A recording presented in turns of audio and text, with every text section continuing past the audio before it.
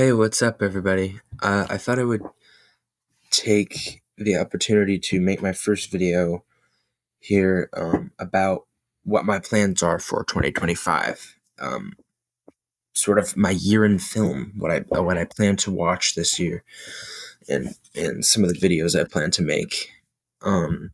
So I'll start by talking about my the lists I have planned for the whole year. So here it'll kind of become clear what I mean as we go. I'll start here. So here's my list of all the Disney animated feature films. By the way, I make all my lists on Letterboxd as well as do all my movie type things through Letterboxd. Obviously, I log whenever I watch a movie, that kind of stuff. Anyway, so here is. As you can see in the description, it says that I'm going to spread the movies out evenly across 2025 and watch them all within the year, from oldest to the newest released movie. I've already watched Snow White and Pinocchio. I'm going to make YouTube shorts on those, like do little reviews. And then at the end of the year, once I've watched all of these, I'm going to make a big Disney animated feature films ranked video and talk in a little bit more detail about each of them. So that's going to be fun.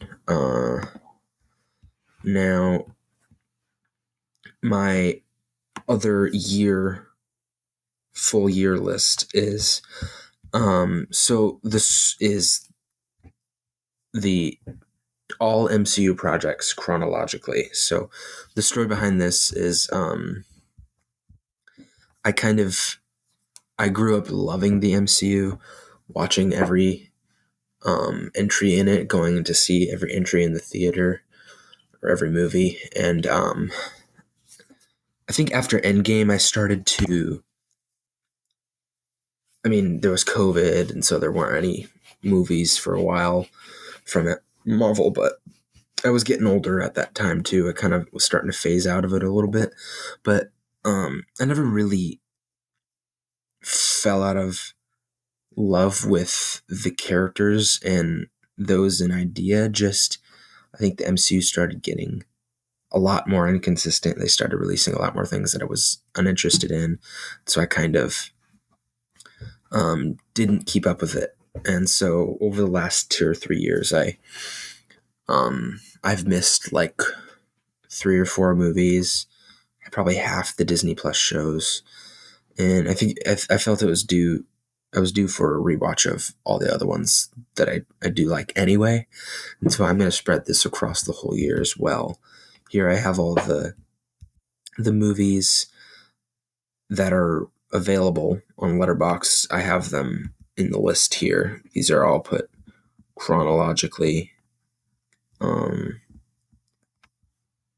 then, but here in the description, I have what exactly my plan is. So for instance, for week 1, I have Captain America: The First Avenger, that I'm going to have week 1 be the first movie. And then, and by the way, I'm including all of the Disney Plus MCU shows, the Marvel Netflix shows, and I guess the only one that doesn't fit into that is Agent Carter, but it's part of the MCU because it's canon. So yeah, again, chronologically, it will be Captain America: The First Avenger, week 1, Agent Carter as a whole is next, but Agent Carter season 1, I'll do it week 1 into week 2, and then Agent Carter season 2, week 2 into week 3, so on.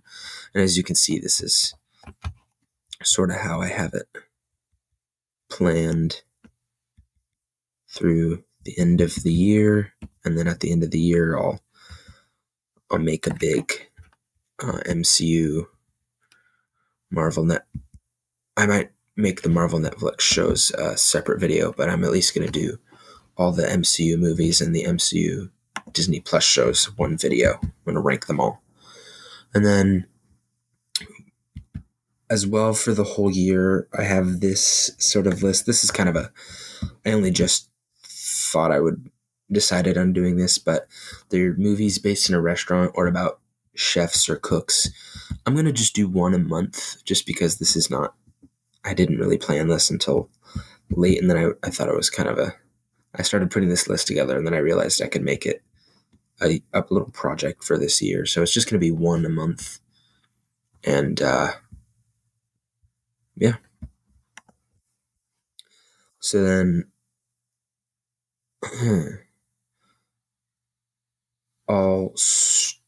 I believe that's all my year projects. Oh, actually, um, not quite. I have Matthew Lillard's filmography. So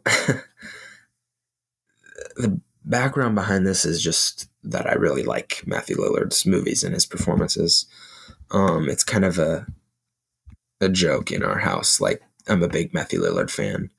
I already watched Dead Man's Curve this year, and so I'm just gonna do 2 a month for this project, because yeah, it's one that I want to be a little bit more laid back and like watch one whenever I feel like watching something with Matthew Lillard in it. I don't want to make it a whole ordeal. And then my last sort of year project is silent films. I'm also going to do 2 a month for silent films. I just want to sort of make I just want to broaden my horizons in terms of really old movies or, silent films. This was kind of inspired by my watching of Metropolis in December. I watched it like the last week of the year, and I absolutely loved it. And I was like, I want to watch more of these. And then I decided, why don't I just do this, where I watch 2 a month. That way it can be somewhat of a consistent project throughout the year, and it will broaden my horizons, and it's not so much where I'll run out of steam, but it's enough where I think I'll enjoy doing it. So yeah, now that we're done with those lists, I want to take a look at what I have planned for each month. So every month of this year, I decided to give a different theme. Not so much a different theme. The theme for the whole year is directors, but I just decided to give every month a different director that I wanted to watch all their films.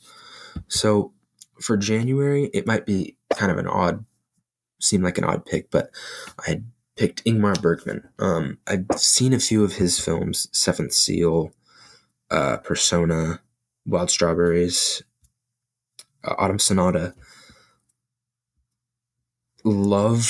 Absolutely love Seventh Seal, Persona, and Autumn Sonata. I love those movies. Wild Strawberries I was not crazy about, but it was still a good movie. But yes, I've already started doing this. I'm going to watch his films. So as you can see in the description, I'm going to watch his films using my Criterion Collection set of films. I bought this a while ago, and that's kind of the story behind why I'm doing it. I just feel like it's the easiest place to start, because I have the whole collection, and the Criterion Collection collection of his movies are ordered in a specific way, and I figured I might just do it in that way, just to make it easier. And like, I don't know what other way to do it other than from earliest to latest, and I don't really want to do everything like that. So yeah, that's the plan. So I've already watched Smiles of a Summer Night, Crisis, and A Ship to India. Like I said, I've seen Wild Strawberries, but I haven't rewatched it yet for this particular list. So that's January. Now, February is sort of breaking the mold in terms of just by the fact that it's not a director. I decided to watch all of Ryan Gosling's films. That every film that he's been in, that was a feature length film released, and yeah, this is they're arranged from earliest to newest, but I don't plan to watch all of them earliest to newest. Maybe I will, maybe I won't. I'll decide that by February. But it's sort of random, but it's inspired by a YouTube video I saw. I can't remember who it was, which YouTuber, but he watched and ranked all of Ryan Gosling's films, and I just was kind of inspired by that video because a lot of the films that I talked about I was very interested in watching, and it's going to be an easy one to watch like with my family because they all like him, and I don't know, I like the idea of watching all the movies an actor's in because a lot of times actors are in a wide range of movies and that comes along with a wide range of directors and people who work on something in different styles. So I just think it's a cool way of watching a lot of different people's work. Now back to actual directors. For March, I have planned Akira Kurosawa. Now I've seen this. I've seen Seven Samurai, and I've seen High and Low, as well as Dreams. Love Seven Samurai. It's one of the most epic movies of all time. I've only seen it once a few years ago, and it's stuck in my head so for years. Like, it immediately became one of my favorite movies. And so, obviously, I was very interested in watching the rest of his movies. Dreams, I did love Dreams. I felt every single one of the sequences in the movie were very interesting, visually beautiful, metaphorically very rich, and I thought they were very cool. I really like exploring stories in that way, or in the way that he did in that movie. High and Low is my least favorite of the three, but it's definitely a great movie. Yeah, so thus my interest in watching the rest of his films. I love Japanese films anyway. That's kind of my I love martial arts films. I love just Japanese cinema in general. I feel like they're kind of, aside from the French, they may be the best at making movies. I don't know, to me.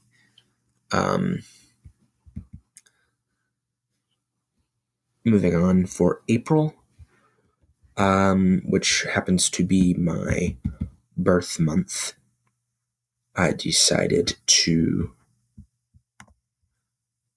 do Christopher Nolan, David Fincher, and Quentin Tarantino. So, story behind this is Christopher Nolan's probably my favorite director of the 21st century, and there's still somehow, like, I think 2 or 3. I haven't seen Memento. I have not seen Oppenheimer, crazy as that is. I have not seen Insomnia. So there's 3 of his films that I still have not seen, 2 of which are some of his most well regarded. So yeah, and then I just kind of wanted to fill the rest of the month out with 2 other directors who I'd been wanting to watch for a long time, and I feel like there's some sort of connective tissue between these 3. I don't know. I feel like they're talked about in a similar vein, even though pretty much all 3 of them have very different films, very different films as a whole. And then I don't know why I have these here. It's because I like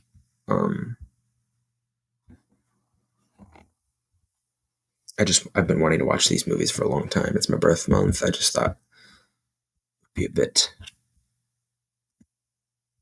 do whatever I want. All right, moving on to May. I have Sidney Lumet's filmography. Lumet. I'm not sure how you say his name actually. This one's going to be tough. I'm probably not going to be able to fit all of his movies into one month because out of any director, that I have planned, he has the most movies. He has 44. I think the next most is like 34 or 35 in a month. So yes, again, I have them arranged oldest to newest. Probably won't watch them that order, but that may change.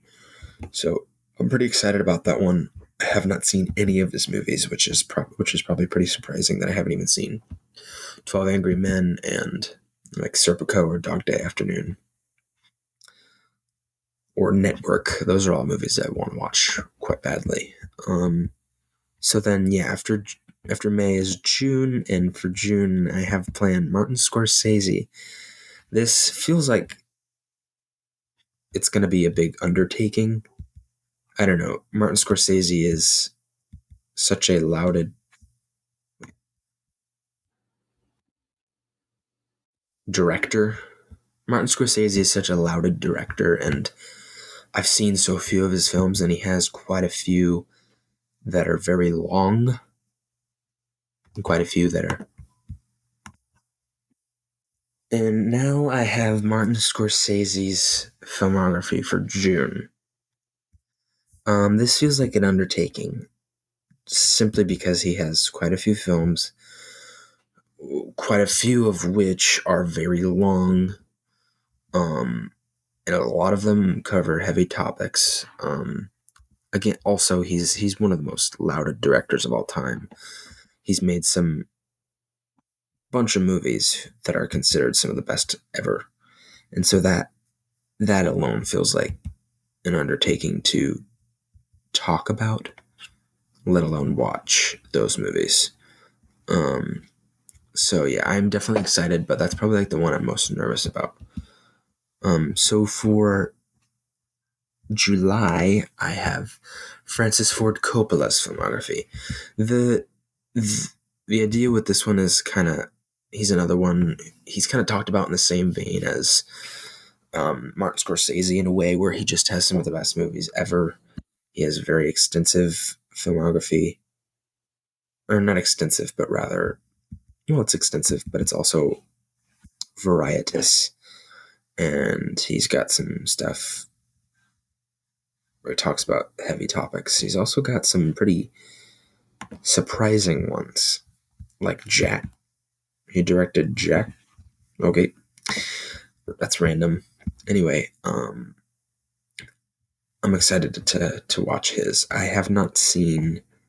Let's see. The only film of his that I have seen is The Outsiders. I have not even seen The Godfather movies. I know that's crazy. That feels like a huge oversight on my part to have gone 19 years without seeing The Godfather Part 1 and 2 and 3. But I do love The Outsiders. That is a good movie. So for August, I thought I should probably get some female directors in this year somehow. Just because I wanted to, I want to watch all these directors' movies anyway. But I kind of wanted to get a few different ones in here, so I there's a few different directors for the month of August. Just to like fill out the month, because yeah. So Sofia Coppola, I also have Greta Gerwig, Jane Campion, and Catherine Bigelow.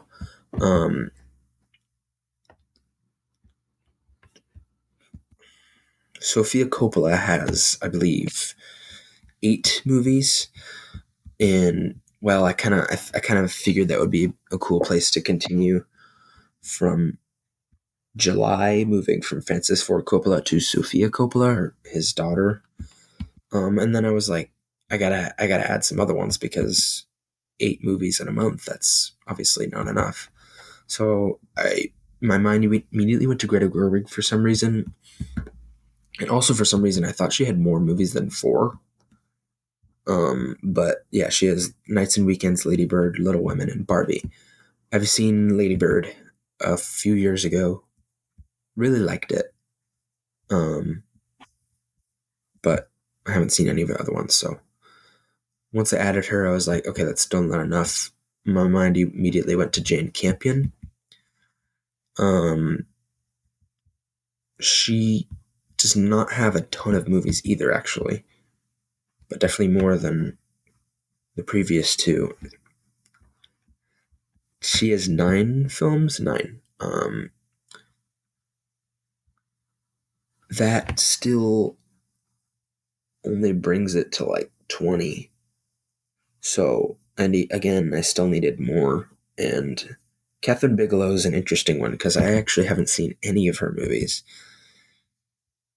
And I've wanted to watch Near Dark and Point Break for a long time, and Zero Dark 30, and of course The Hurt Locker. Those have always been on my list, but I've still never gotten to them. And then she has a few that I didn't realize she did until now. I just discovered Strange Days. That's really shot up on my watch list. So yeah, I've got 4 different girlies directing. I mean, so yeah, I have 4 different female directors for the month of August. I'm pretty excited about that one. And then for September, this is a pretty random duo here, but I have Terrence Malick, who I've wanted to watch his movies for a long time, as well as Spike Lee. Those two have absolutely nothing to do with each other. I don't know, it felt right to like throw 2 really different directors into one month. September kind of felt like a mishmash of. September kind of felt, I don't know, it didn't feel like it needed a theme to me for some reason. Just that I wanted to watch these 2 directors' films. And so, yeah, there you have it. That's September. That's what I have planned through. I'm going to make plans for October, November, and December. But those are kind of tougher because obviously October you have the horror genre is the most popular, and I've seen a lot of horror movies, but I kind of want to maybe direct my attention to older horror movies. Like I might try to do not just one director in October, but maybe if like a bunch of different ones in their top like 5 most popular movies, their top 5 that I want to watch. I don't know. I'll plan though. So there you have it. That's my plans for 2025. I hope that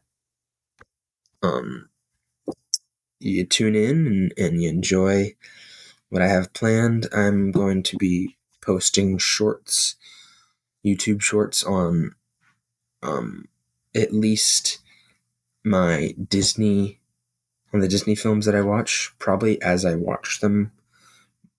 Right after I watch them, I'll probably make them, and maybe the next day I'll release the shorts once I've done the editing. I'll probably also do that for my Marvel watch as I go. Probably just the movies and the MCU show, Disney Plus shows. Probably not the. And as I go along with the shows, I probably will just review the show as a whole and not each season. At least until I get to the end of the year when I've watched them all. I might do a list of like every season of the MCU Disney Plus shows ranked. Same with the Marvel Netflix shows once I've finished rewatching them. I might try to do a really extensive like video on that just because at least Daredevil specifically, I love Daredevil. It's like one of my favorite, not just movies, but like pieces of media over the decade that it was airing. I love that show. I love it more than most shows, more than most movies. But anyway,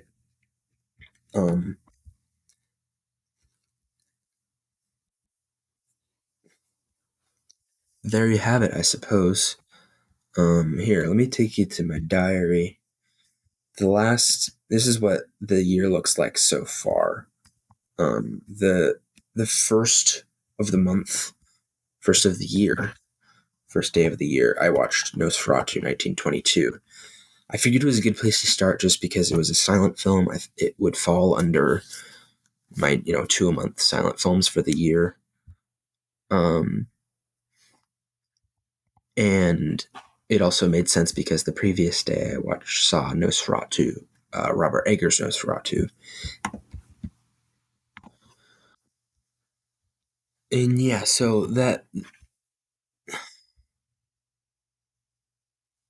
Nosferatu 1922 seemed like a good place to start the year just because it fell under one of the projects that I had planned, silent films. So that's one of the ones that I have for January. It also made sense because the previous day, the last day of 2024, I saw Nosferatu, Robert Eggers' Nosferatu in the theater. Just made sense to watch that the next day. I wanted to revisit it. So yeah. And then the third, I watched Snow White and the Seven Dwarfs. Starting the Disney. On the third, I watched Snow White and the Seven Dwarfs, starting my Disney watch throughout.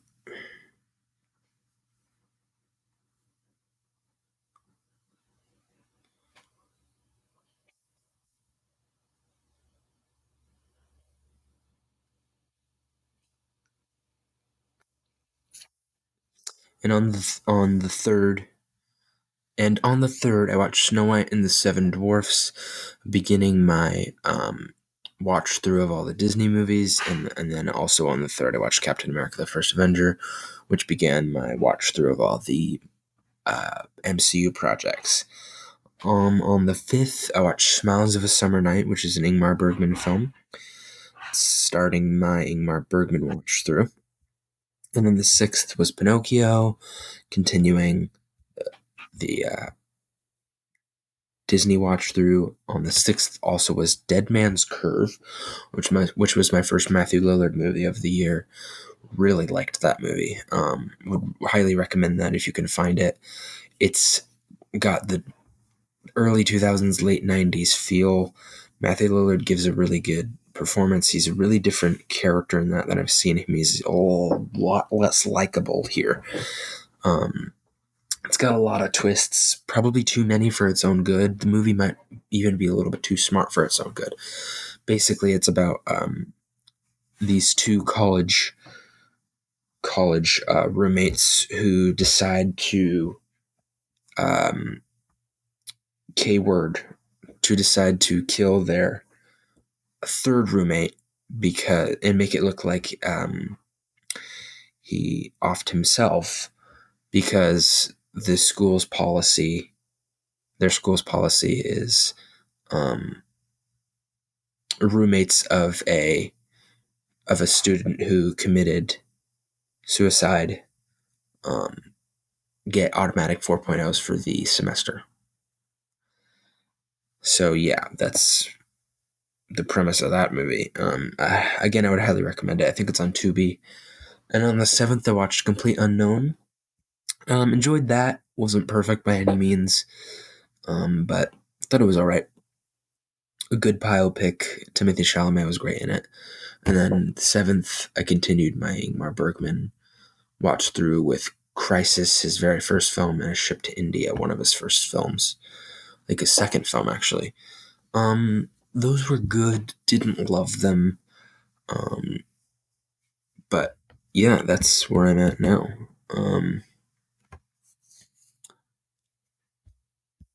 So anyway, those are my plans for 2025. This is what I've watched so far. It's going to continue that way. I'll keep up to date with reviews and lists. I'll be posting lists throughout the month throughout the year, different months. I'll be posting different kinds of videos, lists, tier lists, because I'll be posting different kinds of videos, lists. I'll be posting different kinds of videos throughout the year, tier rankings, Gosh dang it. I'll be posting different kinds of videos throughout the year, probably. Tier lists, rankings, movie reviews, TV reviews, possibly. I'm gonna try to watch some TV shows that I fell behind on over the last year. But anyway, thanks for watching. Um, have a good.